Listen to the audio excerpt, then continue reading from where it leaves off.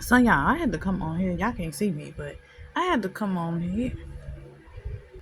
I had to come on here and talk about this short video I just watched. So I just watched a short video about this lady that she was saying that her husband was 43. Now he her husband. And I'm gonna get to the part where I think about what I think about it.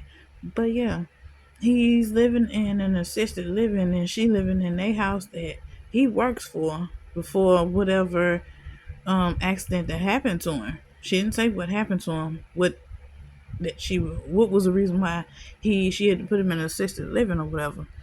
But okay, now getting to the point of my thoughts on that. My thing is that's your husband. You say for better or for worse, to death do us part. Why? This just me. This just my opinion.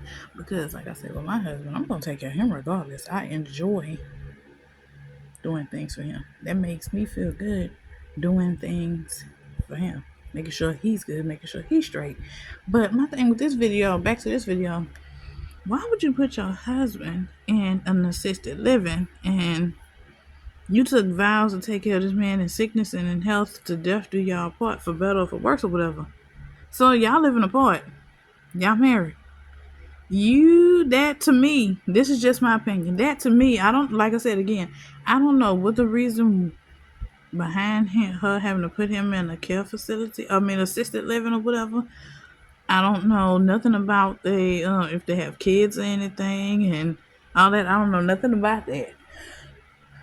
There must be a reason why she needed some type of help taking care of him, and she didn't think about getting a nurse to come to the house to help her out while he's still in his home.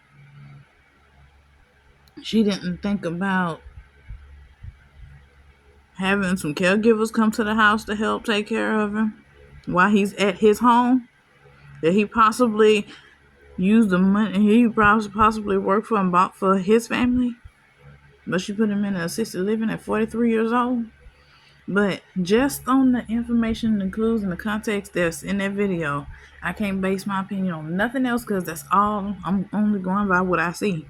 My thing is, he's your husband. Whether he's in perfect health and in outstanding shape or whether he's frail and can't get up, can't walk, can't do for himself.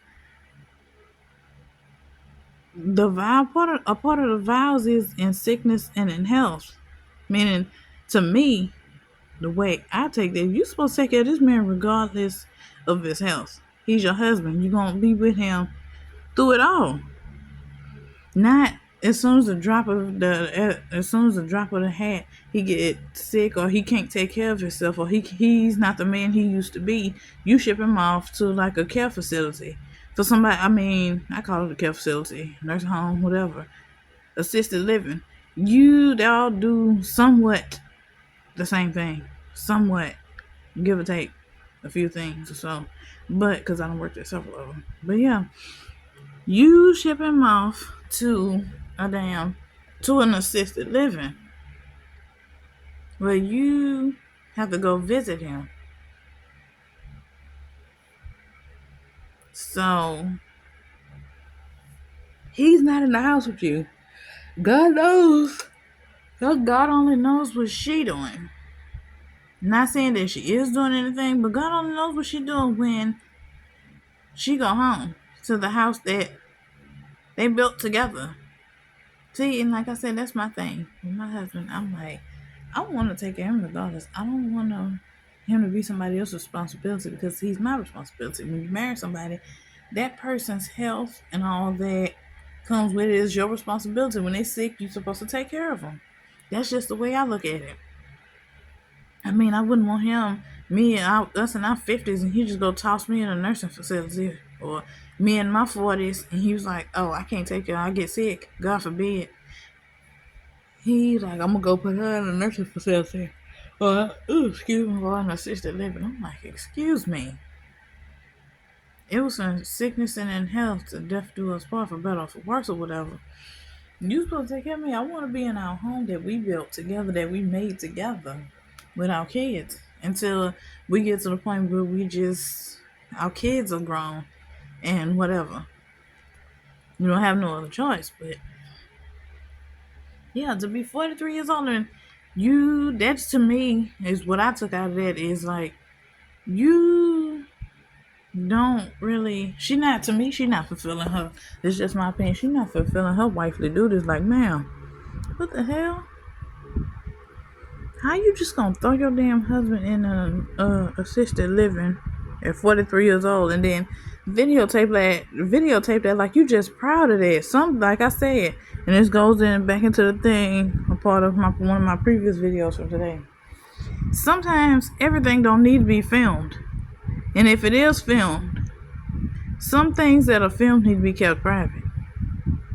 Everything don't need to be on the internet. Everything don't need to be posted to the internet, shared with the internet, shared with the public, period.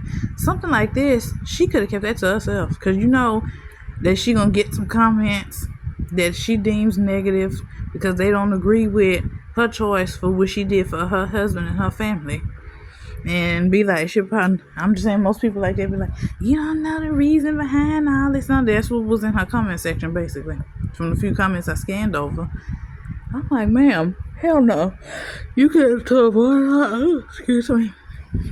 all that, you could have just kept this video. If you filmed it, kept it to yourself, because you had to have somebody was holding the camera because she walking and talking with her husband. Because somebody said something about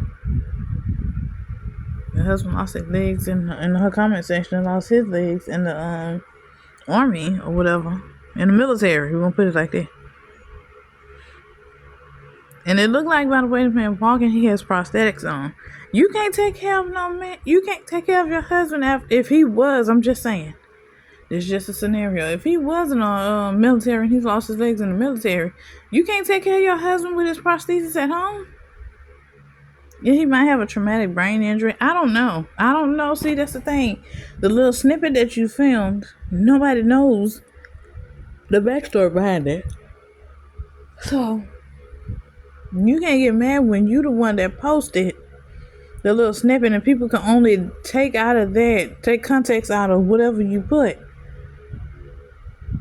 And then whatever you filmed and post on YouTube, people gotta decide, take that and decipher whatever they want out of it. That's why I say again, I'm gonna end this with this. Again, everything that's filmed don't need to be posted on the internet. Like, it really don't. It's okay to keep some things private and personal and close to your chest, and just for the family. Because, child, you wouldn't have to get mad at everybody in your comment section, shut everybody down, and get mean and nasty with everybody, and snappy and snarky with everybody for commenting in your comment section on the video that you posted that didn't need to be posted, that honestly, in my opinion, should not have been posted, because that's something private. You putting that because you want somebody to get up in arms and question and leave comments, and you fishing for sympathy, but don't realize that with the sympathy comes the negativity. Everybody ain't gonna be to give you sympathy. So yeah, with the good comes the bad. Sometimes with the good you gotta take the bad that comes with it. Everything ain't gonna be all peaches and cream and rosy every day, all day long. But yeah, I'm gonna just end this with this saying, everything that you film does not need to be posted to the internet. That goes for pictures, videos, whatever have you. Thoughts. Everything don't need to be posted to the internet.